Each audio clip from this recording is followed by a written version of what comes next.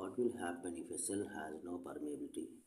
What will happen if a cell has no permeability? ఒకవేళ కణానికి కనుక పారగమ్యత లేకపోతే ఏమవుతుంది?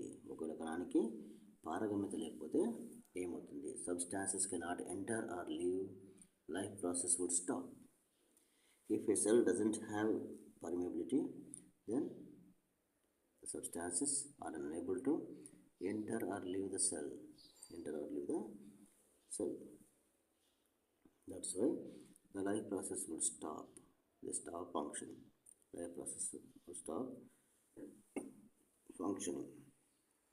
కణానికి కనుక పారగమ్యత లేకపోతే పదార్థాలు లోపలికి పోవడము బయటకు రావడం అనేది జరగదు. పదార్థాల యొక్క రాకపోకలు జరగవు. కాబట్టి చివరికి జీవక్రియలు ఆగిపోవడం మూలంగా కణము అంతరిస్తుంది. జీవక్రియలు ఆగిపోయి కణము అంతరిస్తుంది.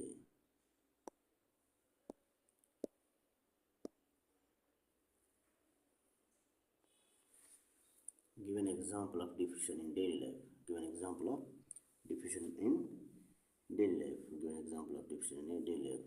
నిత్య జీవితంలో వ్యాపనంకు ఒక ఉదాహరణ ఇవ్వు. Smell of flowers spreading in air. Smell of flowers spreading in air is an example for diffusion in our daily life. నిత్య జీవితంలో వ్యాపనానికి ఒక ఉదాహరణ ఏంటంటే పుష్పాల యొక్క సుగంధము గాలి ద్వారా వ్యాపించడము.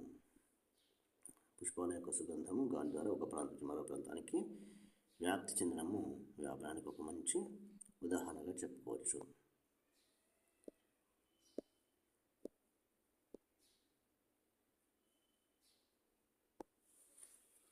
What observation is seen when potassium permanganate is placed in water? What observation is seen when potassium permanganate is placed in water? What observation is seen when potassium permanganate is placed in water?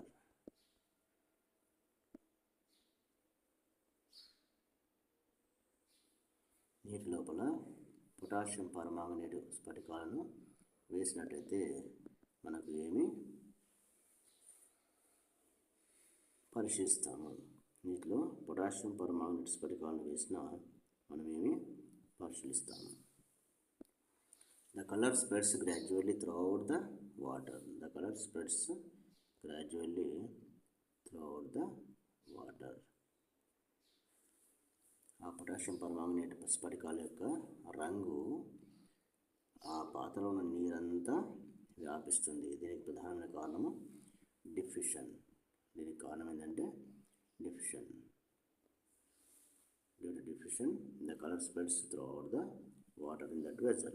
Due to diffusion, the color spreads throughout the water in the vessel. ఆ పాత్రలో ఉన్న నీరంతా కూడా ఆ రంగును సంతరించుకోవడానికి వ్యాపనం అనేది ప్రధానమైన పాత్ర పోషిస్తుంది.